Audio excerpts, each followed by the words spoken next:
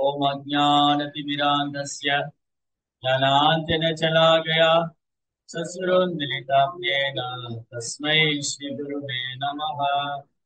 नमो विष्णुपादाय कृष्णप्रेष्ठाय भूतले श्रीमते भक्तिवेदान्त स्वामी नामिने नमस्ते सारस्वती देवे गौरवाणी प्रचारिणे योगविशेष शून्यवादी भाषा प्रदेशकारिणे जय श्री कृष्णा चैतन्य प्रभु नित्यानंद श्री अद्वैत गदाधर श्रीवासदि गौरभक्तवृंद हरे कृष्णा कृष्णा कृष्णा हरे हरे हरे राम राम राम हरे हरे।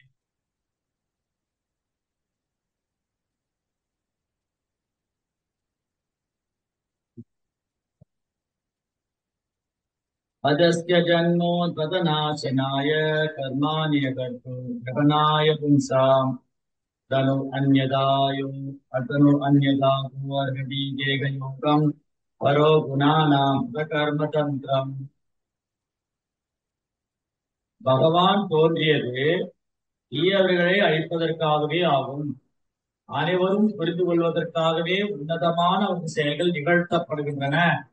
இல்லை என்றால் இயற்கை குணங்களுக்கெல்லாம் மேம்பட்டவரான பகவான் பூமிக்கு வர வேண்டிய அவசியம் என்ன இருக்கிறது? ஜெய ஜெகநாத तस्य प्रपन्नाखिल लोकपानाम् अवस्थितानाम् अनुचरस्येन ते अर्थाय जातस्य दुष्वदस्य वार्तां सखे कीर्तय तीर्थ कीर्तये कीर्ते कीर्तय तीर्थ कीर्ते। எனவே ஓ நண்பனே உத்தவா, தீர்த்த யாத்திரை ஸ்தலங்களில் புகழப்பட வேண்டியவரான பகவானின் பெருமைகளை கூற வேண்டுகிறேன். அவர் பிறப்பற்றவர் என்ற போதிலும் பிரபஞ்சம் முழுவதிலும் உள்ள சன்னிந்த அரசர்கள் மீது கொண்ட தனி பெரும் கருணையினால் தோன்றுகிறார். அவருடைய நன்மைக்காகத்தான் புதிய பக்தர்களான யதுக்களின் வம்சத்தில் அவர் தோன்றினார். சரி,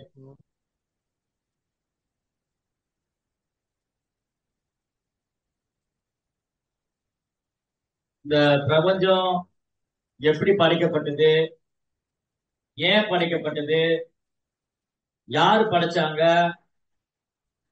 ஜீவராசிகளாகிய நம்ம எப்படி இங்க வந்தோம், நம்ம எல்லாம் யாரு, ஜீவராசியாக நாம யாரு, நம்ம எப்படி இங்க வந்தோம், இந்த பிரபஞ்சம் எப்படி படைக்கப்பட்டது, எதை வச்சு படைக்கப்பட்டது, யார் படைச்சாங்க, படைப்பாளில் ஒருத்தர் இருக்கிறாரா, கடவுள் இருக்கிறாரா இல்லையா, கடவுள் இருந்தா எப்படி இருப்பாரு, அவருக்கு உருவம் இருக்கா இல்லையா, இந்த மாதிரி நிறைய கேள்விகள் இருக்கு. இந்த கேள்விக்கான பதில ஒவ்வொருத்தரும் அவங்கவுங்க பார்வையில தேடிட்டு இருக்காங்க. மனக்கற்பனையாளர்கள் கற்பனை பண்ணிக்கிட்டே இருக்காங்க. உட்கார்ந்து உலகம் எப்படி தோன்றி இருக்கலாமா, அப்படி வந்திருக்குமோ, இது மூலமா வந்திருக்குமா, அப்படியெல்லாம் இருந்துக்கலாமா. அப்புறம் விஞ்ஞானிகள் செயற்கையான முறையில எந்திரங்களை கொண்டு தெரிஞ்சுக்க முயற்சி பண்றாங்க, பௌதிக எந்திரங்களை கொண்டு.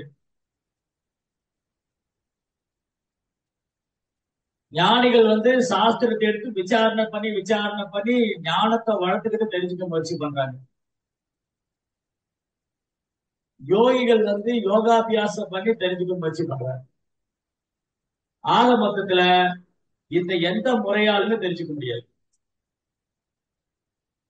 பிரபஞ்ச சிருஷ்டிப்பு, சிருஷ்டிகர்த்தா, படைப்புக்கு தேவையான மூலக்கூறு, இதெல்லாம் ஜட புத்தியினாலேயோ பௌதிக கல்வியினாலேயோ ஏட்டு அறிவாலேயோ மன கற்பனையாலேயோ புரிஞ்சுக்கக்கூடியது அல்ல. இதுலயே இவ்வளவு குழப்படி இருக்கு, இவ்வளவு குழப்பம் இருக்கு. இன்னைக்கு பெரும்பாலான ஹரே கிருஷ்ணா இன்னைக்குள்ள பெரும்பாலான மக்கள் இப்படிதான் குழப்பத்திலே இருக்காங்க. சிலர் விஞ்ஞானிகளுடைய ஸ்டேட்மெண்ட், விஞ்ஞானிகளுடைய கூட்ட நம்புறாங்க. சிலர் மனக்கற்பனையாளர்கள் சொல்றதை நம்புறாங்க. சிலர் வரட்டு தத்துவவாதிகள் சொல்றதை நம்புறாங்க. சிலர் சில சாதுக்கள் பின்னாடி போறாங்க. எப்படியாவது இதுக்கான பதில் கண்டுபிடிக்கலாமா? சிலருக்கெல்லாம் இதை பத்தி அக்கறையும் இல்லை, கவலையும் இல்லை. புலன்பு இருந்தா போதும் நினைச்சிருக்க. பௌதிகவாதிங்க பௌதிகவாதிங்க புலன்பத்துல மூழ்கி இருக்கிறதுனால அவங்களுக்கு இதை பத்தி அக்கறை இல்லை. பிரபஞ்சத்தை யார் படைச்சா என்ன, எதுக்கு படைச்சா என்ன, நம்ம அனுபவிக்கணும், அவ்வளவுதான்.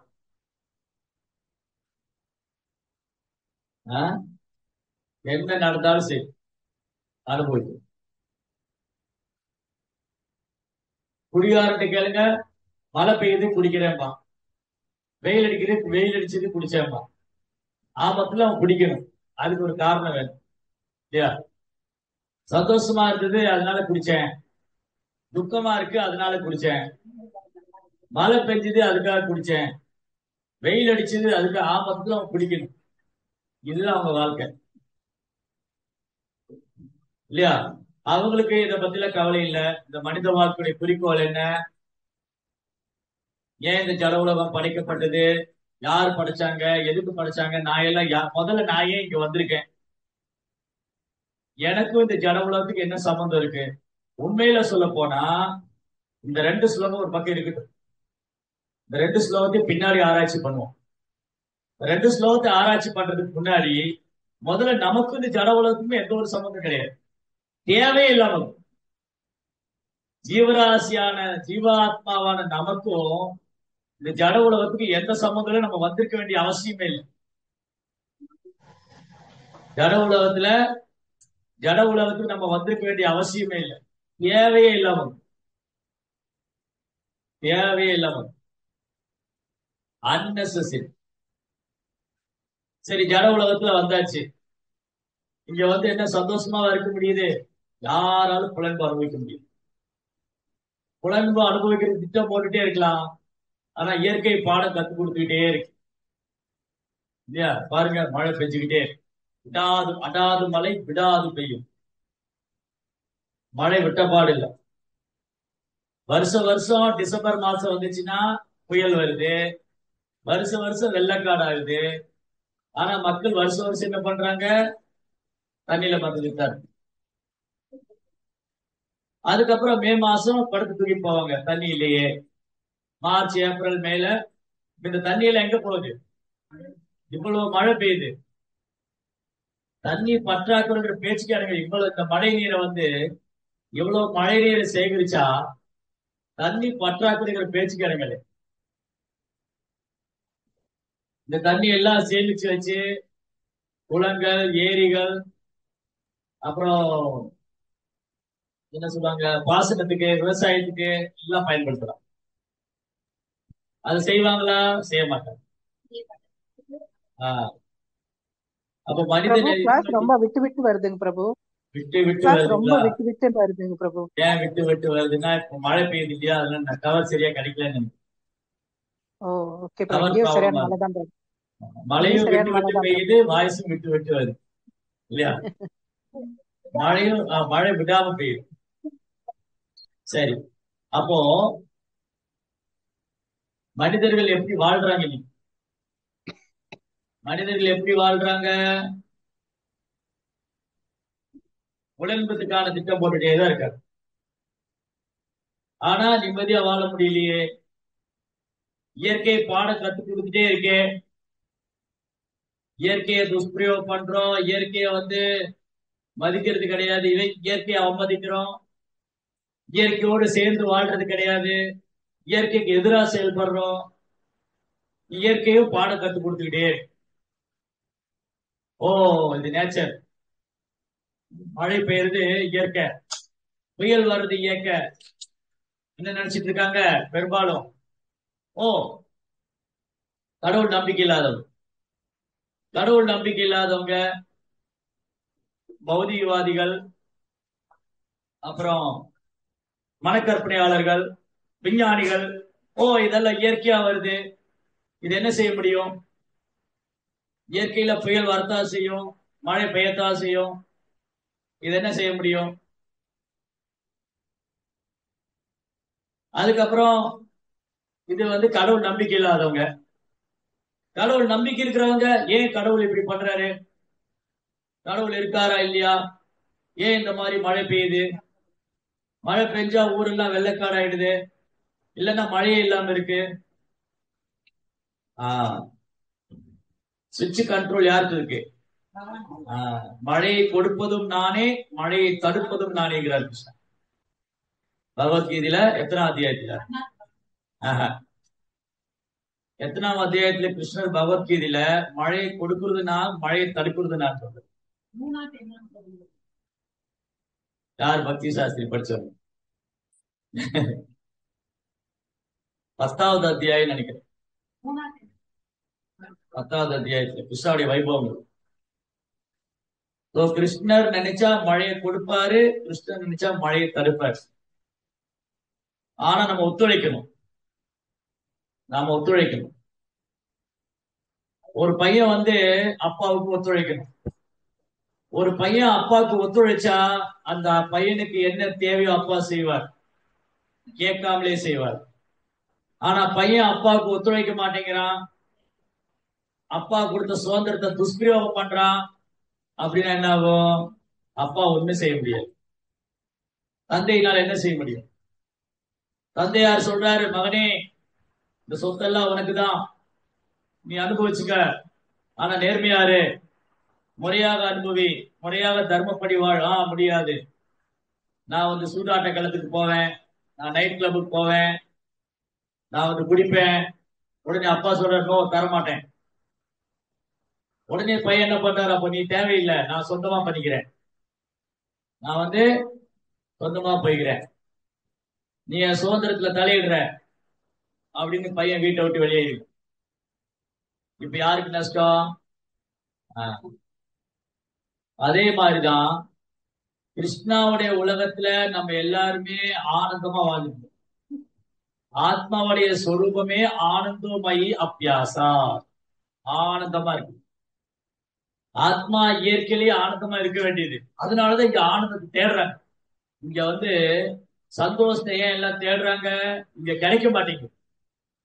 இந்த ஜட உலகத்துல சந்தோஷம் கிடைக்க மாட்டேங்குது, ஆனாலும் தேடுறாங்க. பெண்கள் கிட்ட கிடைக்குமா, ஆண்கள் கிட்ட கிடைக்குமா, அப்புறம் புலன்பத்துல கிடைக்குமா, எல்லாம் தேடுறாங்க, சந்தோஷத்தை தேடுறாங்க. ஆனா கிருஷ்ணர் கிட்டதான் இருக்குது, கிருஷ்ணா கிட்டதான் இருக்கு. கிருஷ்ணா இன்பத்தின் இருப்பிடம். கிருஷ்ணர் தான் இன்பத்தின் இருப்பிடம். Krishna is the reservoir of pleasure. ஒரு சின்ன புக்கு பிரபா போட்டிருக்கு, 10 பக்கம் தான் இருக்கு. பிரபாடைய சிறிய புக்ல 10 பக்கம் தான் இருக்கு. கிருஷ்ணா இன்பத்தின் இருப்பிடம், கிருஷ்ணர் தான் இன்பத்தின் இருப்பிடம். ஆனா அவரை விட்டுட்டு தேடும், எங்க இன்பம் கிடைக்கும், எங்க இன்பம் கிடைக்கும். இது எப்படி? ஒரு கோடீஸ்வருடைய பையன் அப்பா விட்டு பிரிச்சுட்டு சுகத்துக்காக அலையிறான். அதான் கோடீஸ்வருடைய பையன் என்ன பண்ணா, அப்பா விட்டு பிரிஞ்சுட்டு சுகத்தை தேடி அலையிறான், இந்த பௌதிக சுகத்தை தேடி அலையிறான். ஆனா அவனால அனுபவிக்க முடியல. அப்படியே இந்த பௌதிக சுகத்தை அனுபவிக்கணும், அவன் கடுமையா ஒர்க் பண்ண வேண்டியிருக்கு அந்த இடத்துக்கு வர்றதுக்கு, இல்லையா? அப்பா ரொம்ப பணக்காரரா இருக்காரு, நான் சண்டை போட்டு வெளியில வந்துட்டேன். சினிமா மாதிரி ஒரே பாட்டுல எல்லாம் பணக்காரன் ஆயிட முடியாது, இல்லையா? சினிமால ஹீரோ என்ன பண்ணுவாரு, ஹீரோவுடைய சொத்தெல்லாம் பிடிக்கிடுவாங்க, ஒரே பாட்டுல ஒரு பணக்காரன் ஆயிடுவாரு. அப்புறம் அவருக்கு எதிரி முன்னாடி அப்படியே கோட் சூட் எல்லாம் போட்டுருவாரு. அந்த மாதிரிலாம் பண்ண முடியாது. ஜட உலகத்துல அப்படியெல்லாம் திடீர் பணக்காரன் ஆக முடியும், திடீர் பணக்காரன். சோ என்னாச்சு, இந்த பையன் கஷ்டப்பட்டு இருக்கான். அப்ப இவன் தேவையில்லாம வெளியே வந்து, தேவையே இல்லாம அப்பா விட்டு வெளியே வந்து இப்ப கஷ்டப்படுற. ஆனா அப்பாவுக்கு மனசு கேட்குமா? ஐயோ என் பையன் வெளியே போய் கஷ்டப்படுறானே, ஒழுங்கா என் பேச்சு கேட்டு இருக்கலாமே. என்ன பண்றாரு, அவருக்கு இறங்கி வர, என்ன பண்றாரு? அப்பா இறங்கி வர்றாரு. அப்பாவுக்கு கௌரவம் இருக்கு. ஏய், நீ நான் பார்த்து வளர்ந்தவன்டா, நீ என் பையன்டா. ஏன் அப்பாவுக்கு கௌரவம் இருக்கு. ஆனா சரி, நம்ம பையன் தானே, இறங்கி வர்றாரு, கௌரவத்தை விட்டு வர்றாரு. அப்பா என்ன பண்றாரு? கௌரவத்தை விட்டு வந்து பையனை கூப்பிடுறாரு. சரி வாடா, ஏதோ நான் கோபத்துல சொல்லிட்டேன், வா, நீ இனியாவது ஒழுங்காரு. இல்ல, அப்பா சொல்லி கேட்கல, அப்பா வந்து கூப்பிடுறாரு, அப்பா சொல்லி கேட்கல, என் மாமா அனுப்புவார், தாத்தா அனுப்புவார், பெரியப்பா அனுப்புவார்.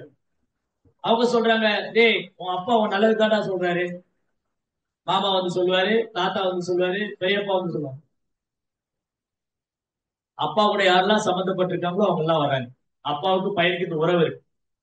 அப்பாவுக்கு பையனுக்கும் பிரபுபார் அழகா சொல்லுவாரு. பிரபுபா என்ன சொல்லுவாரு? பையன் சண்டை போட்டு வீட்டை விட்டு வெளியே போயிட்டானா அவன் உறவு முடிச்சு போயிடல, பிரிஞ்சிருக்காங்க, அவ்வளவுதான். எப்பனாலும் சேரலாம். உறவு இருக்கு, தந்தை மகன்கிற உறவு இருக்கு. ஆனா தற்காலிகமா பிரிஞ்சிருக்காங்க.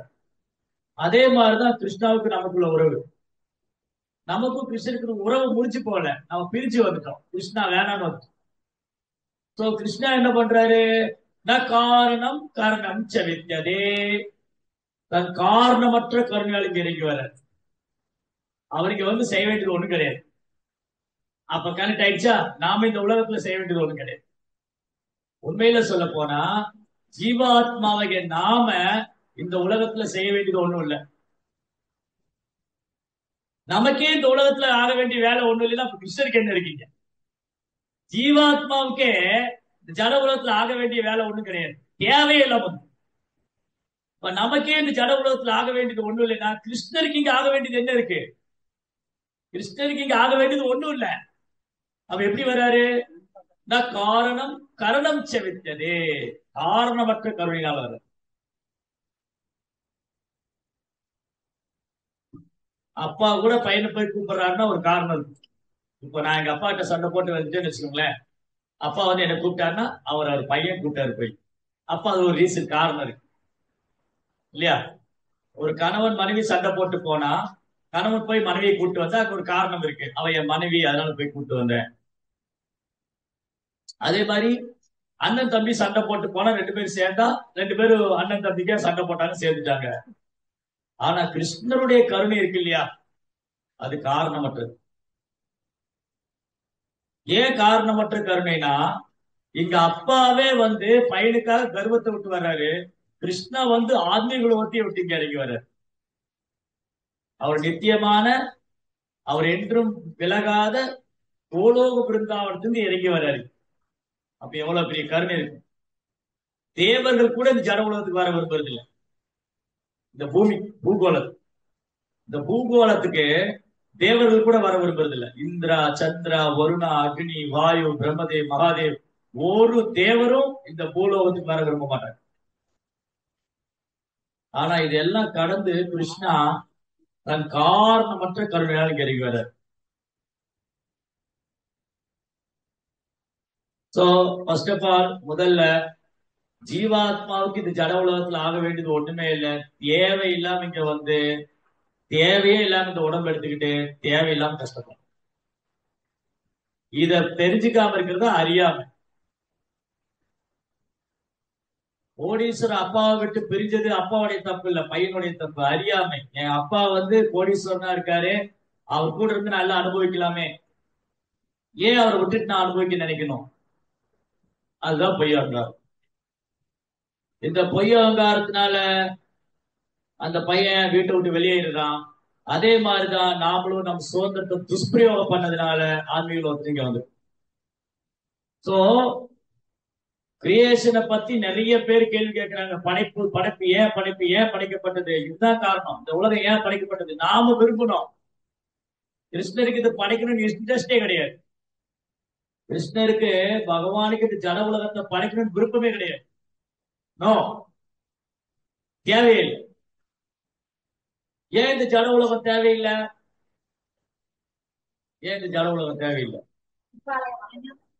ஆன்மீக உலகத்துல இல்லாத ஒண்ணும் இல்லை. அந்த உலகமே ஆத்மீகமானது, ஆனந்தமயமானது, நித்தியமானது, சனாதனம்.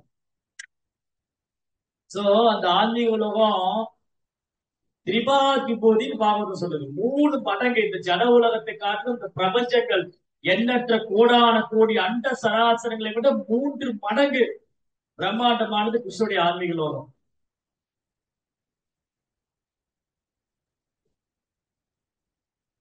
So, ஜீவாத்மா ஜீவாத்மா வந்து இந்த ஜட உலகத்துக்கு வரும்போது கிருஷ்ணா இதை கட்டாயமா படைக்க வேண்டியதா இருக்கு. இதுக்கும் புரோபார் என்ன உதாரணம் கொடுக்குறாரு அப்படின்னா, சிறைச்சாலையை கட்டணுங்கிறது அரசாங்கத்துடைய குறிக்கோள் இல்ல. அரசாங்கத்துடைய குறிக்கோள் வந்து ஜெயில கட்டி வச்சுட்டு எல்லா குடிமக்களையும் ஒரு ஜெயிலுக்குள்ள போட்டு சித்திரவதை பண்ணணும். ஒரு ஜெயில கட்டிட்டு ஒரு சிறைச்சாலையை கட்டி எல்லா மக்களையும் இந்த சிறையில அடைச்சு சித்திரவதை பண்ணுங்கிறது அரசாங்க நோக்கம் அல்ல. அரசாங்கத்துடைய நோக்கம் என்னது? மக்களுக்கு வந்து கல்லூரி கொடுக்கணும், பல்கலைக்கழகங்கள், பள்ளிக்கூடங்கள், அப்புறம் பெரிய பெரிய தொழிற்சாலைகள், இந்த மாதிரி வேணா கொடுக்கலாம். அதுதான் அரசாங்க விருப்பம். அப்பயே ஜெயில் கட்டுறாங்க. அரசாங்கத்துடைய சட்டத்தை மீறவங்க இருப்பாங்க, அவங்க தண்டிக்கப்படுவாங்க. அரசாங்கத்தின் சட்டத்தை மீறவங்க அரசாங்கத்தால தண்டிக்கப்படுவாங்க. அதே போல பகவானுடைய சட்டத்தை மீறவங்க இயற்கையினால தண்டிக்கணும். அதுக்குதான் இந்த ஜட உலகம். ஜட உலகம் கிருஷ்ணன் விருப்பம் எல்லாம் படிச்சுட்டேன். காரணம் நாம விரும்பினதுனால, நாம விரும்பினால இது படிச்சேன். அப்புறம் என்ன பண்ணாரு? அவரு அனுஷ்டிக்கிறாரு, நம்ம கையில கொடுத்துட்டாரு. இந்த ஜட உலகத்தை படைச்சு கிருஷ்ணா அனுபவிக்கல. ஓகே ஜீவாத்மாவே, நீ அனுபவிக்கணும்னு ஆசைப்படுற, போய் அனுபவிச்சுக்கோ, கொடுத்துட்டாரு. இங்க வந்து நாம அனுபவிக்கிறதுக்கு திட்டம் மேல திட்டம், திட்டம் மேல திட்டம் போட்டு போட்டு இயற்கையை நாசம் செய்து இயற்கையோடு சேர்ந்து வாழ்றதுக்காக கொடுத்தாரு. பகவத்கீதை சொல்றாரு கிருஷ்ணா, இந்த ஜட உலகத்தை படைத்து, தேவர்களை படைத்து, உயிர்வாளிகளையும் படைத்து, அப்புறம் அதற்கான யாகங்களை படைத்து, ஒருவருக்கொருவர் சேவை செய்து கொண்டு சுகமாக இருக்கிறது என்று படைக்கப்பட்ட இறைவன் ஆசீர்வதித்தார். எல்லாமே கிருஷ்ணாவுடைய ப்ராப்பர்ட்டி. இந்த ஜட உலகம் கிருஷ்ணாவுடைய ப்ராப்பர்ட்டி தான். இந்த ஜட உலகம் கிருஷ்ணாவுடைய சொத்து தான். ஜீவாத்மா நாமளும் கிருஷ்ணாவுடைய சொத்து தான். சோ எனக்கு இந்த ஜட உலகத்தை அனுபவிக்கிறதுக்கு உரிமை இருக்கு, கரெக்ட், ஓகே, உரிமை இருக்கு. ஆனா துஷ்பிரயோகம் பண்ணக்கூடாது. ஓகே, ஜட உலகத்தை நீங்க அனுபவிக்கலாம், சரி அனுபவிக்கணும் வந்துட்டீங்களா, சரி அனுபவிங்க. ஆனா ஏன் துஷ்பிரயோகம் பண்றீங்க? துஷ்பிரயோகம் பண்ணும்போது என்னாகும்? கிருஷ்ணா வந்து இயற்கை மூலமா தண்டிக்க. இந்த தண்டனை எதுக்காக? அவர் திருந்தணுங்க இருக்காரு. ஜீவாத்மா திருந்தணுங்கிறதுக்கு தான் தண்டனை கொடுக்கிறாரு. ஆனா ஜீவாத்மா என்ன பண்றான்? மேலும் மேலும் தண்டனை மேல தண்டனை அனுபவிச்சிட்டே இருக்கு. கிருஷ்ணா வந்து எல்லாமே அழகா செய்வார். அவருடைய சட்டத்துக்கு நம்ம கீழ்ப்படுத்தி நடக்கும்போது, இயற்கையுடைய சட்டத்தை மதிக்கும் போது இயற்கை நமக்கு வாரி வழங்கும். மழை, மழைனா நல்ல தானியங்கள், காய்கறிகள், நல்ல பசுக்கள், பால், பழம், இயற்கையான உணவு, சந்தோஷமா வாழலாம். ஆனா பண்ணுவோமா? பண்ண மாட்டோம், பண்ணவே மாட்டோம். இது என்ன ஆயிடுச்சு? இப்போ இயற்கைக்கு எதிராக செயல்பட்டதுனால இயற்கையிலிருந்து நம்ம விலகி விலகி இந்த பூமியை வந்து நம்ம நாசமாக்கி, அடிக்கடி இயற்கை பேரிடர் ஏற்படுது. இந்த இயற்கை பேரிடர் நமக்கு நிறைய பாடம் கற்றுக் கொடுக்குது. என்னோட சேர்ந்து வாழுங்க, என்னை உதாசீனப்படுத்தாதீங்க, என்னை வீணாக்காதீங்க, என்னை அவமதிக்காதீங்க, நான் உங்களுடைய சேவைக்காக தான் இருக்கேன். நீங்க எல்லாம், ஓ ஜீவாத்மாவே, நீங்க எல்லாம் இந்த ஜட உலகத்துல வந்துட்டீங்க, நான் உங்களுக்கு சேவை பண்ணதான் இருக்கேன், என்னை பயன்படுத்திக்கங்க. என்னை பயன்படுத்திட்டு நீங்க பகவானுக்கு சேவை பண்ணி சந்தோஷமா திரும்பி பகவான்கிட்ட போங்க. இதுதான் பகவானுடைய திட்டம். பகவானுக்கு ஜட உலகத்தை படிச்சத திட்டம் என்னது? நாம திரும்ப அவர்கிட்ட வர்றதுக்காக. இது ரிப்பீட்டடா திரும்ப திரும்ப பிரபுபாதர் சொல்றார். கிருஷ்ணா வந்து ஜட உலகத்தை படைச்சது விருப்பம் இல்லாம படைச்சிட்டாலோ அவருடைய திட்டம் என்னன்னா, சரி அப்படியாவது இவங்க என்கிட்ட வரட்டும், அங்க போயிட்டு என்கிட்ட வரணும், என்கிட்ட திரும்ப வரணும். ஆனா நம்ம என்ன பண்றோம், எந்த அளவுக்கு இயற்கைய நம்ம பயன்படுத்திக்கிட்டு அதை துஷ்பிரயோகம் பண்ணி அதை வீணாக்கி இன்னைக்கு இங்க வாழவே முடியாதுங்கிற மாதிரி ஆயிடுச்சு. இன்னைக்கு இந்த ஜட உலகத்துல இந்த பூமியில வாழ்றதுக்கான தகுதியான இடமே இல்லை. ஓ, அப்படின்னா இன்னைக்கு விஞ்ஞானி என்ன நினைக்கிறாங்க, நம்ம பூமியை நாசம் பண்ணிட்டோம், அதனால வேறு கிரகத்துல போலாமா, அங்க போய் நாசம் பண்ணலாமா? இல்லையா? இதுதான் திட்டம். இந்த திட்டம் என்னது, விஞ்ஞானியுடைய திட்டம் என்னது, இந்த பூமியை தோண்டி தோண்டி எண்ணெய் எடுத்தாச்சு, தண்ணி எடுத்தாச்சு, அப்புறம் தாது பொருட்கள் எடுத்தாச்சு, அப்புறம் பெரிய பெரிய தொழிற்சாலை கழிவு நதியில கலந்தாச்சு, நிலத்தை நாசமாக்கியாச்சு, மண்ணை மலடாக்கியாச்சு, மரங்களை வெட்டியாச்சு. ஓ, நீங்க இங்க வாழ முடியாது, என்ன பண்ணலாம், வேறு கிரகத்துக்கு போலாமா, அங்கேயும் போய் நாசம் பண்ணலாமா? இதுதான் திட்டம். இதுதான் விஞ்ஞானியோட திட்டம். அதனாலதான் விஞ்ஞானி என்ன பண்றாரு, வேறு கிரகத்துக்கு போறது ட்ரை பண்றோம். ஏன்னா அங்கேயும் போய் நாசம் பண்ணும். இதுதான் ஹோல் பிளான். கடவுள் கிடையாது, நாம தான் எல்லாம் உருவாக்குறோம், நாம தான் எல்லாம் உற்பத்தி பண்றோம், நாமளே உருவாக்குவோம், நாமளே அழிப்போம், அப்புறம் உருவாக்குவோம், அப்புறம் அழிப்போம். இதேதான் வேலை. கண்டுபிடிப்போம், ஆக்சுவலி உருவாக்கல, கண்டுபிடிக்கிறது ஆல்ரெடி இருக்கு, ஏற்கனவே இருக்கு. இவங்க எதையும் உருவாக்கல. இவங்க எதை உருவாக்குறாங்க, அழிவுக்கான சாதனத்தை தான் உருவாக்குறாங்க. அழிவுக்கான சாதனங்களை உருவாக்குறது. விளைவு என்னாச்சு, விளைவு இவ்வளவு மழை பெய்யுது, ஆனா பிரயோஜனம் இல்லை. இந்த மாதம் மழை யாருக்கு பிரயோஜனம்? பிரயோஜனம் இல்லை. இப்படி தொடர்ந்து மழை யாருக்கு பிரயோஜனம்? பிரயோஜனம் இல்லை. மழை இல்லாம இருந்து பிரயோஜனம் இல்லை, மழை பெஞ்சும் பிரயோஜனம் இல்லை. இந்த தண்ணி எல்லாம் எங்க போச்சு தெரியல, எதுக்கு வாழ்றீங்க தெரியல. ஏதோ பிறந்தோம், குழந்தை அனுபவிச்சு செத்து போயிடும். அப்ப இது விலங்குகளான நாகரிகம். விலங்குகள் தான் விலங்குகளுக்கு இவ்வளவு அறிவுதான் இருக்கு. அந்த குறைந்த அறிவு இருக்கிற விலங்குகள் கூட இயற்கையோடு சேர்ந்து வாழும்.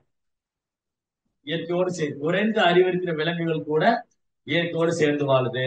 ஆனா மனிதர் இன்னைக்கு நிறைய படிச்சுட்டாரு, பெரிய பெரிய கோட் சூட் எல்லாம் போட்டு, காரு பங்களா, பெரிய பெரிய இண்டஸ்ட்ரி, தொழிற்சாலை.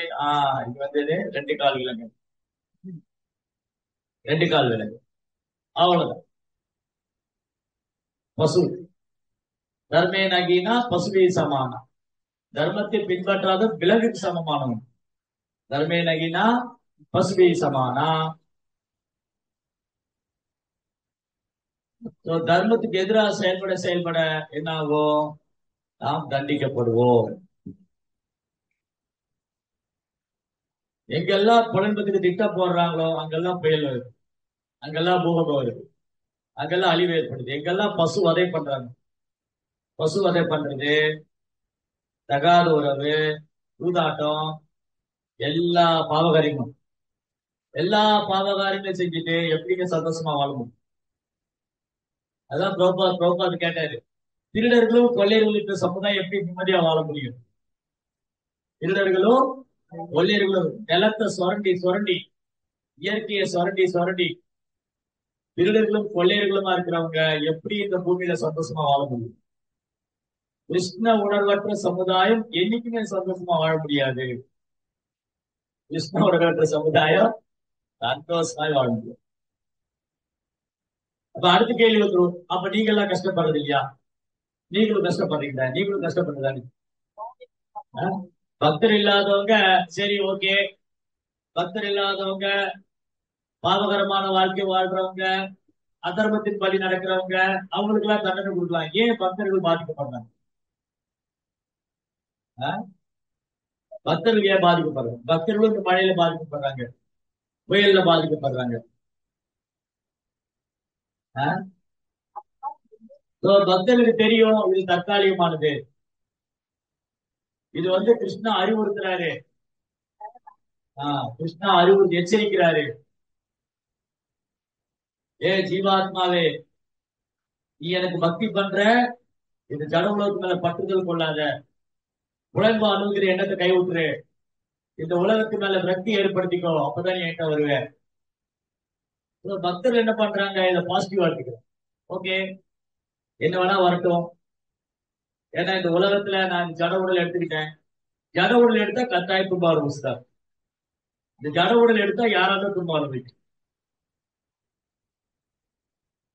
அப்போ பக்தர்களும் இந்த பூமியில தான் இருக்காங்க, அவங்களுக்கும் கஷ்டம் வருது. ஆனா அவங்க அதனால பாதிப்படையுது. அவங்க எப்படி எடுத்துக்கிறாங்க, இது கிருஷ்ணாவுடைய கருணை. கிருஷ்ணா வந்து எனக்கு எனக்கு அனுபவம் கொடுக்கிறாரு, பாரு ஜட உலகம் இப்படிதான் இருக்கு, இங்க நீ இருக்க திட்டம் போடாத, இங்க வந்து நீ இருக்க திட்டம் போடாத, நீ என்கிட்ட வந்துரு, இந்த மாதிரி தொந்தரவு எல்லாம் இருக்காது, என்கிட்ட வந்துரு. இது கிருஷ்ணாவுடைய பிளான். கிருஷ்ணாவுடைய திட்டம் பக்தர்களுக்கு புரியும், பக்தர் அல்லாதவங்களுக்கு புரியாது. பக்தர் அல்லாதவங்களுக்கு கிருஷ்ணாவுடைய திட்டம் புரியாது, அதனாலதான் மாட்டிக்கிறாங்க. பக்தர் என்ன பண்றாங்க, ரைட்டு, கிருஷ்ணா புயல் ரூபத்துல வராரு, கிருஷ்ணா பூகம்ப ரூபத்துல வராரு, கிருஷ்ணா மரண ரூபத்துல வராரு. இத பக்தர்களால புரிஞ்சுக்க முடியும். பக்தர் அல்லாதவங்களுக்கு கிருஷ்ணா மரண ரூபத்துல வராரு.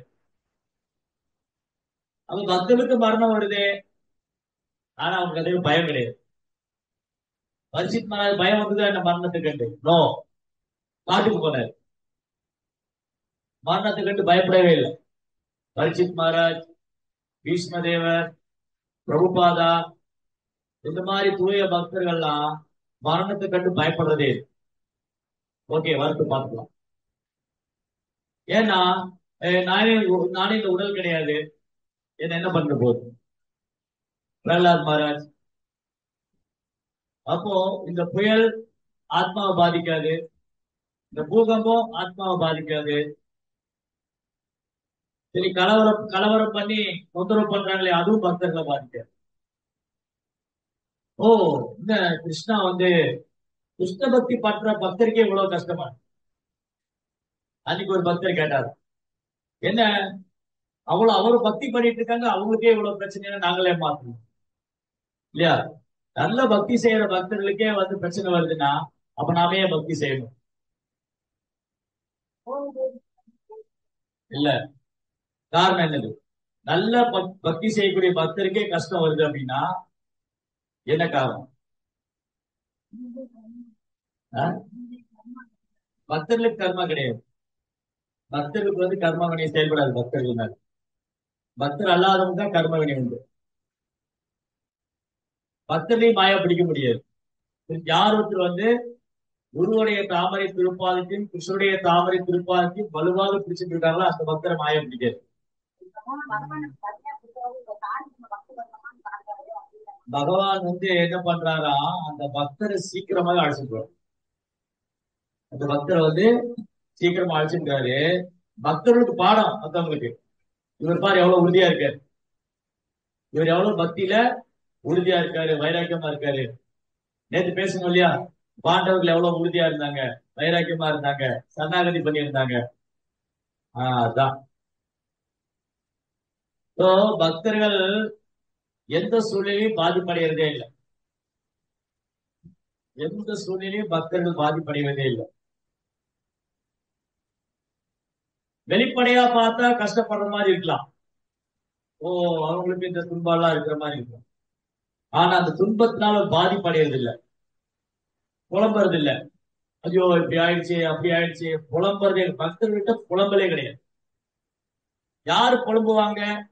பக்தர் அல்லாதவங்க தான் புலம்புவாங்க. என்ன அது இப்படி அப்படி? பக்தர்கள் எல்லாத்துக்குமே கிருஷ்ணனுடைய சேவைக்கா பயன்படுத்தும். ஓகே, பக்தர் அல்லாதவங்களுக்கு இப்படி மழை பெய்யுது, வெளியிலேயே போக முடியல, அப்படியே புலம்பிட்டே இருப்பாங்க. பக்தர் என்ன பண்ணுவாங்க, உட்காந்து ஹரேகிருஷ்ணா ஜெபம் பண்ணுவாங்க. நல்ல விஷயம் தான், உட்காந்து ஜெபம் பண்ணலாம், பாகவதம் படிக்கலாம், சத்சங்கம் பண்ணலாம். நஷ்டம் ஒண்ணும் இல்லை, என்ன நஷ்டம் இருக்கும்? சோ அதனால இந்த ஜட உலகத்தில் ஏற்படக்கூடிய தொந்தரவுகள் வந்து பக்தர்களை பாதிக்கிறது இல்லை. சில நேரம் இந்த அசுரத்தன்மை உள்ளவங்களும் பக்தர்களை தொந்தரவு பண்றாங்க பாருங்க. சில நேரம் அதாவது இந்த ஜட உலகம், இந்த ஜட உலகத்துல மூணு வகையான துன்பம் வந்துகிட்டே இருக்கு. என்னது மூணு வகையான துன்பம்? அத்தியாத்மிக், அதிதைவிக், அதிபௌதிக். நம்ம உடலாலும் மனதாலும் வரக்கூடிய துன்பம் இல்லையா? இந்த உடல் எடுத்துட்டா இதெல்லாம் அனுபவிச்சுதான் ஆகும். அப்புறம் மற்ற ஜீவராசினால வரக்கூடிய துன்பம், இயற்கையினால வரக்கூடிய துன்பம். சில நேரம் மூணுமே சேர்ந்து வரும். சில நேரம் பாத்தீங்கன்னா மூணுமே சேர்ந்து வரும். சில நேரம் ஏதாவது ஒண்ணாவது இருக்கும். இந்த ஜட உலகத்துல இதுல இருந்து யாருமே தப்பிக்க முடியாது. கரெக்டா? ஒண்ணு உடலால மனதால ஏதோ ஒரு பிரச்சனை. ஒண்ணு மனதுல நிம்மதி இல்ல, மன உளைச்சல், ஏதாவது ஒரு வந்துடும். இல்ல உடம்புல ஏதாவது ஒரு பிரச்சனை. சரி, அதற்கு அடுத்து வந்தா இயற்கையினால பிரச்சனை. மழை இல்ல, மழை பெய்ஞ்சுக்கிட்டே இருக்கு, மழை பெய்ய மாட்டேங்குது, வெயில் அடிக்குது, குளிர் அடிக்குது, இயற்கையினால பிரச்சனை. அப்புறம் இல்லைன்னா மற்ற ஜீவராசி பொறாமைக்காரங்களால பிரச்சனை. பொறாமைக்காரங்க, பக்தி இல்லாதவங்க, அசுரகுணம் உள்ளவங்க, இப்படி இந்த ஜட உலகத்துல எல்லாமே நம்ம எதிர்கொண்டுதான் ஆகும். அதற்கான ஸ்ட்ரென்த் அதை எதிர்கொள்றதுக்கான தைரியம், பக்குவம், அந்த உறுதி எல்லாம் ஆச்சாரிக்கிறார். பகவான்கிட்டையும் பக்தர்கிட்டையும் பிரபுபாட்டையும் பிரார்த்தனை. எந்த சூழ்நிலையிலும் என் பக்தியிலிருந்து நான் விழக்கூடாது, மாறக்கூடாது, விழக்கூடாது. அப்ப கிருஷ்ணா இந்த பக்தரை பரிசு பண்றாரு. இவர் ஸ்ட்ராங்கா இருக்காரா?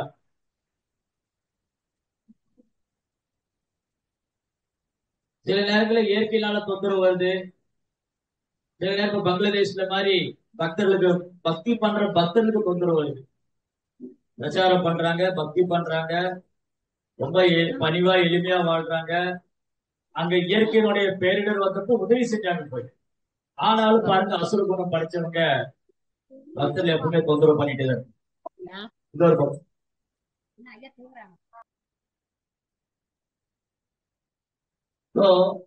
கிருஷ்ணாவுடைய அனுமதி இல்லாம எதுவும் நடக்காது. கிருஷ்ணாவுக்கு தெரியாம எதுவும் நடக்காது. இதுக்கெல்லாம் காரணம் இருக்கும். கிருஷ்ணா ஏதோ ஒரு காரணம் வச்சிருப்பாரு. கிருஷ்ணா பொறுமையா இருக்காருன்னு அதுக்கு ஒரு காரணம். கேட்டாதான் படிச்சேன். நேற்று கௌரவர்கள் பாண்டவர் பண்ண கொடுமைக்கு கிருஷ்ணர் அப்பவே தண்டிச்சிருக்கணுமே, ஆனா பொறுமையா இருந்தாரு. ஏன் பொறுமையா இருந்தாரு? எதையா படிச்சேன். ஏன் பாண்டவர்கள் கோவப்படல? பொறுமையா இருந்தாங்க. ஏன் கிருஷ்ணர் கோவப்படல? பாண்டவர்களுக்கு கொடுமை செஞ்சப்போ கிருஷ்ணா ஏன் உடனே தண்டிக்கல? உடனே வந்திருக்கணுமே. 6 பாயிண்ட் எழுதணும். தேடுறாங்க. பாண்டவருடைய சரணாகதி இந்த உலகத்துக்கு காமிச்சாரு. அவங்களுக்கு மன்னிக்கும் திறம் தன்மை இருந்தது. இறக்கும் கருணை. அவங்களுடைய தெய்வீகமான குணத்தை இந்த உலகத்துக்கு காமிச்சாரு. கிருஷ்ணாவுடைய திட்டம் அது. பக்தருக்கு புகழ் சேர்க்கும்.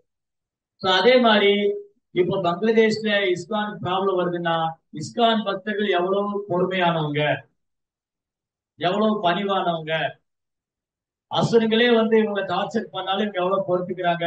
அகிம்சை முறையில தங்களுக்காக போராடுறாங்க இல்லையா? வன்முறை இப்போ அவங்க அடிக்கிறாங்க, நாம திருப்பி அடிக்கலாம். திருப்பி அடிக்க தெரியாம போனது இல்லையா? இப்போ ஒரு பக்தர் ஒருத்தர் அடிக்க வர்றாருன்னா நாம திருப்பி அடிக்கலாம். ஆனா அப்படி செய்யறது இல்லை. ஏன் பண்றது இல்ல?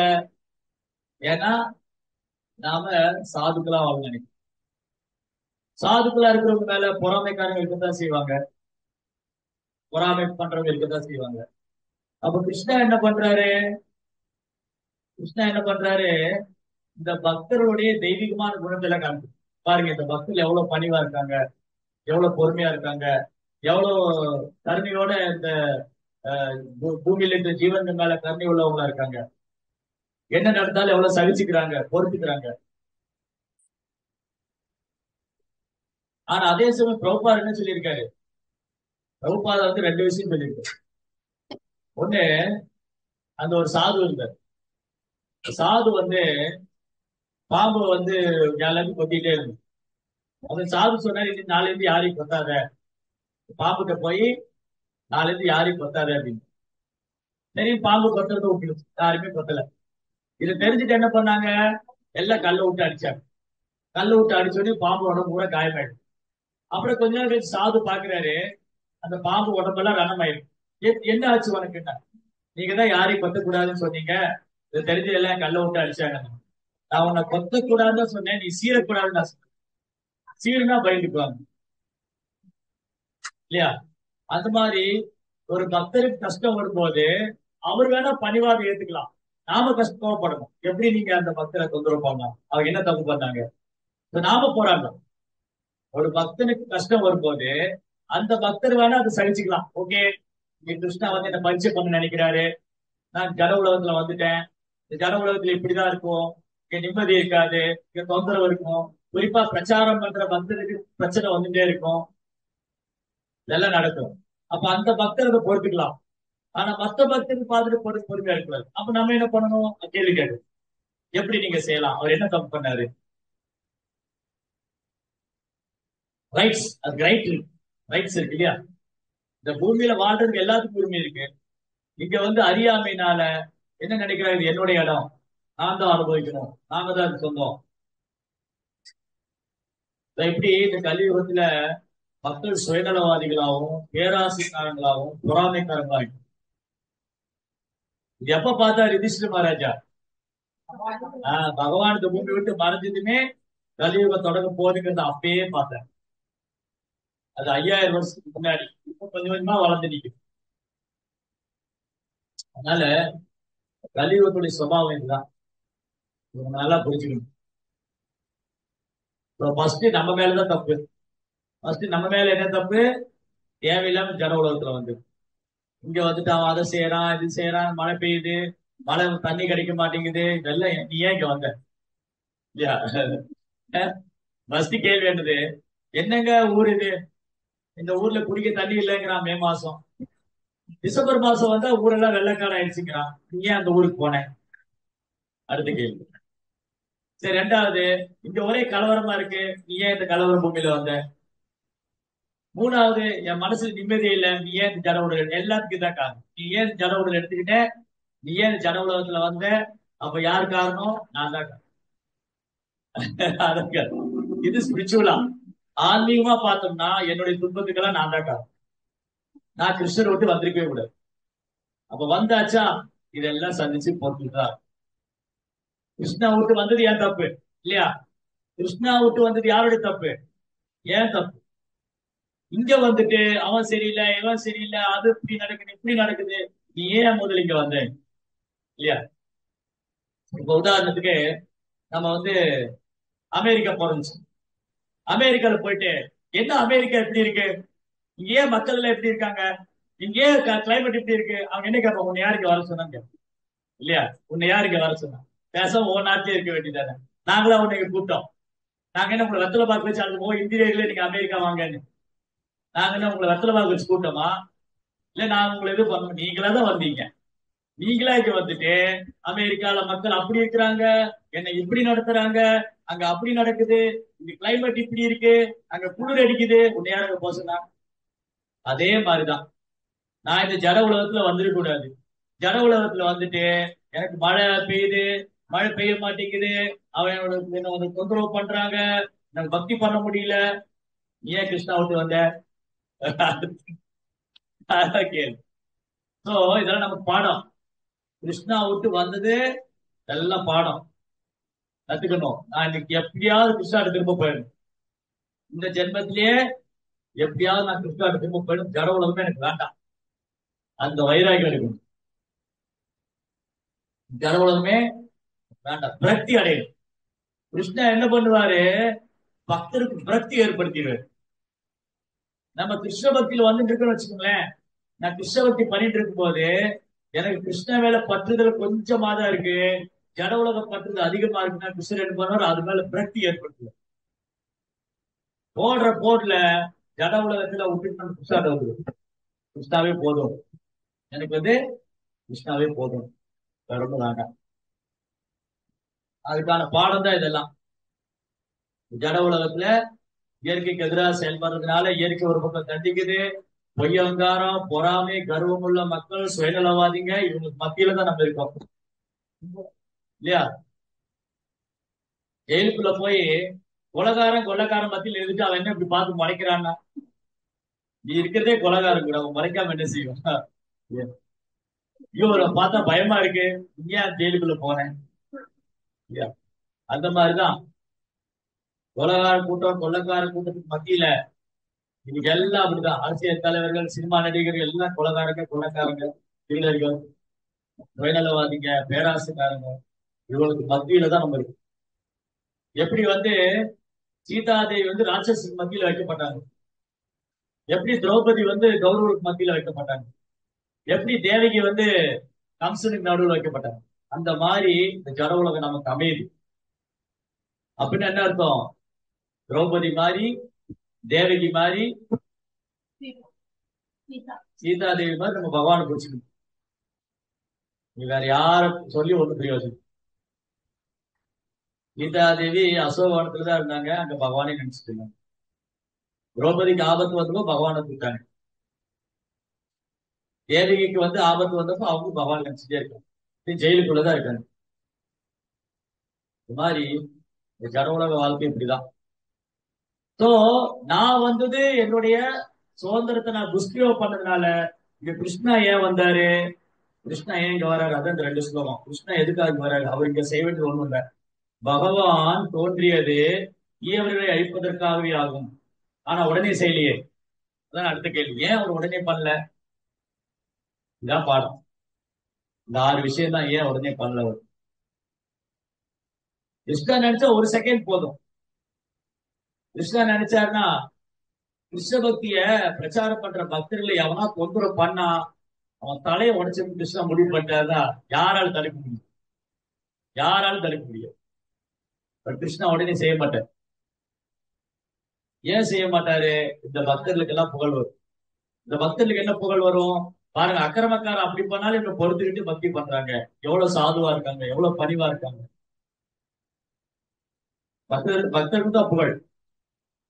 அப்ப என்ன ஆகுது? இது மூலமா அசுரங்களை இந்த உலகத்துக்கு காண்கிறார் கிருஷ்ணா. பாருங்க, இவங்க அசுரங்க, இவங்க எல்லாம் பக்தர்கள். என் பக்தனுக்கு கஷ்டம் வரும், அவன் பொறுத்துக்குவான், சகிச்சுக்குவான், சீக்கிரமா கிட்ட வந்துடுவான். ஆனா நான் பொறுத்துக்க மாட்டேன், ஒரு அடி அடிப்பேன், எல்லா அசுரமும் போயிடும். Finish, finish. சோ அனைவரும் புரிந்து கொள்வதற்காகவே உன்னதமான அவரது செயல்கள் நிகழ்த்தப்படுகின்றன. சோ கிருஷ்ணா அவர் காரணமற்ற கருணையாளிங்க வந்து அவரது செயல்கள் மூலமா நம்மளை கவர்ற. ஓ, இவர்தான் பகவான், பகவானுடைய செயல்கள் எப்படி இருக்கு, அமானுஷ்யமா இருக்கு, அத்தியுத ஆற்றலை வெளிப்படுத்துறாரு அப்படின்னு ஜீவாத்மாவுடைய கவனம் பகவான் பக்கம் திரும்பும். யாருடைய கவனம் பகவான் பக்கம் திரும்பும்? பகவானை ஏற்றுக்கொண்டவங்க. பகவானை ஏற்காத அசுர குணம் படிச்சவங்க, அவங்களுக்கு பகவானுடைய கருணை இருக்கு. பகவான் அவங்க தண்டிச்சு கருணை கொடுக்கிறார், தண்டிக்கிறார். பகவான் தண்டிக்கிறதும் கருணை தான். பூதனா, அகாசுரா, பகாசுரா இவங்களை கூட பகவான் தண்டிக்கப்பட்டாங்க. ஆனா அவளும் முக்தி தான் அடிச்சாங்க. ஆனா பக்தர்கள் பகவானோட அன்பு பரிமாற்றம் செய்யறாங்க. இல்லை என்றால் இயற்கை குணங்களுக்கெல்லாம் மேம்பட்டவரான பகவான் பூமிக்கு வர வேண்டிய அவசியம் என்ன இருக்கிறது? அவருக்கு இந்த பூமியில வந்து செய்ய வேண்டியது ஒண்ணு, நகாரணம் கர்ணம் செலுத்தது.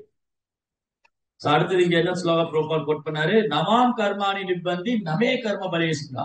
கிருஷ்ணாவுக்கு இந்த உலகத்துல வந்து செயல்பட வேண்டிய அவசியம் அவருக்கு இல்ல. அப்ப எதுக்காக வராரு? காரணமற்ற கருணையால வராரு. கிருஷ்ணருக்கு செயல்பனையே கிடையாது. பகவானுக்கு, பகவான் முக்குணத்துக்கு அப்பாற்பட்டவர், அவருக்கு செயல்பனையே கிடையாது. இது யார் தெரிஞ்சுக்கிறாங்களோ அவங்களுக்கு செயல்பனை கிடையாது, அவங்களையும் கர்ம வினை பாதிக்காது. அவ எப்படி பக்தர்கள் மேல கர்ம வினை செயல்படும்? இப்போ கிருஷ்ணா வந்து பகவான் கிருஷ்ணர் முக்குணத்துக்கு அப்பாற்பட்டவர், அவருக்கு ஜட உலகத்தை சேர்ந்தவர் அல்ல, அவர் இந்த உலகத்துல செய்ய வேண்டியது ஒண்ணும் இல்ல அப்படின்னு தெரிஞ்சுக்கிட்டா அந்த பக்தனுக்கும் கர்ம வினை கிடையாது. அப்ப பக்தர்கள் கஷ்டப்படுறது கர்ம வினையினால் அல்ல. பகவான் வந்து சீக்கிரமாக அந்த பக்தரை புனிதப்படுத்திட்டு இருக்காரு, ஆன்மீக உலகத்துக்கு கூட்டிட்டு போயிடும், சீக்கிரமா போயிடும். அதனாலதான் குந்தி தேவி வரவேற்றாங்க கஷ்டங்கள் எல்லாம். குந்தி தேவி பட்ட கஷ்டம் கர்ம வினையினால் அல்ல. ரைட். அடுத்தது இந்த பொருள்ல ப்ராப்பா ரொம்ப அழகா சொல்லின்றார். புத்தியற்ற அசுரர்களை அழித்து அவருடைய நாத்திக கொள்கைகளை பரவாதபடி தடுப்பது பகவான் தோட்டத்துக்கு இரண்டாவது காரணமாகும். அசுரங்க நாத்திகர்கள் பரப்பிட்டே இருக்கும், அப்ப அதுல இருந்து காக்கணும் மக்களை. அதனாலதான் பகவான் வந்து கலியுகத்துல சைதன்ய மகாபுரம் வந்தாரு. கலியுகத்துல பகவான் கிருஷ்ணரா வந்திருந்தாரு, ஒருத்தனையும் உள்ள விட மாட்டாரு, எல்லாத்தையும் பினிஷ் பண்ணிருப்பாரு. சைதன்ய மகாபுரு வந்தனால கருணையோட கருணாவதாரம் ஆஜானு லம்புத புஜோ கனகாவதாரோ விஸ்வம்பரோ திஜம்பரோ இடதர்ம பாலோ சங்கீர்த்தனோ கமலாயதாட்சோ கமலாயதாட்சோ தாமரை போல கண்கள், பறந்து விரிந்த தோள்கள், முழங்கால் வரை நீண்ட கரங்கள், உருக்கிய பொன்னிறன் கனகாவதாரம் ஆஜானு லம்புஜ புஜோ விஸ்வம்பரா, இந்த அகிலத்துடைய அகிலத்தையும் தாண்டி இருப்பவர் சைதன்ய மகாபிரபு கிருஷ்ணா. அவர் கருணையே ஆயுதமா கொண்டு வந்தார். அவர் கருணையே ஆயுதம் கொண்டு வந்ததுனால அந்த கருணை அவதாரத்தை வழிபடக்கூடிய பக்தருக்கு எப்படி கோபம் வரும் இல்லையா? சைதன்ய மகாபிரபு ஃபாலோ பண்றவங்க எப்படி அசுரங்களை தண்டிக்கணும் இல்லையா? இது பக்தருக்கான சாஃப்ட் காரணம். பக்தர் ரொம்ப பணிவா இருக்கும். ஆனா அதே சமயம் நம்ம முன்னாடி ஒரு பக்தர் துன்புறுத்தப்படும் போது நம்ம சும்மா இருக்கும், நம்ம கேள்வி கேட்கும். ஏன்னா அந்த பக்தர் என்ன தப்பு பண்ண, ஏன் கஷ்டப்படணும்? கஷ்டத்தை நான் அனுபவிக்கலாம், ஆனா இன்னொரு பக்தர் கஷ்டம் அனுபவிக்கும். இதுதான் வைஷ்ணவம். வைஷ்ணவனா என்னன்னா, எனக்கு என்ன கஷ்டம் வந்தாலும் பரவாயில்ல, ஏன் முன்னாடி இன்னொரு வைஷ்ணவர் கஷ்டப்படக்கூடாது. அதான் வைஷ்ணவம். சோ கிருஷ்ணா வந்து இந்த ஜட உலகத்துல அவர் செய்ய வேண்டியது ஒண்ணும் இல்ல, அவர் நம்மளெல்லாம் விடுவிக்கிறதுக்காக தான் வர்றார், ஜீவாத்மாக்களை விடுவிக்க தான் வர்றார். அடுத்தது, எனவே ஓ நண்பா, தீர்த்த யாத்திரை ஸ்தலங்களில் புகழப்பட வேண்டியவரான பகவானின் பெருமைகளை கூற வேண்டுகிறேன். அவர் பெறப்பட்டவர் என்ற போதிலும் பிரபஞ்சம் முழுவதிலும் உள்ள சன்னடைந்த அரசர்களின் மீது கொண்ட தனிப்பெரும் கருணையினால் தோன்றுகிறார். அவருடைய நன்மைக்காகத்தான் தூய பக்தர்களான யதுக்களின் வம்சத்தில் அவர் தோன்றினார். இது ஒரு பெரிய லிஸ்டே இருக்கு. குந்தி தேவி ஒரு பெரிய லிஸ்டே கொடுத்திருக்காங்க ஃபர்ஸ்ட் கேண்டோல. பகவான் ஏன் இந்த பூமியில தோன்றினார், அவர் எப்படி இந்த பூமியில தோன்றினாரு, ஏன் தோன்றினாரு, எதுக்காக தோன்றினாரு, அப்படியே ஒரு பெரிய லிஸ்டே இருக்கு. அதை வந்து அடுத்த கிளாஸ்ல பார்ப்போம். அரே ஸ்ரீமத் பாகவதம் கி விஷ்ணு கோபால்.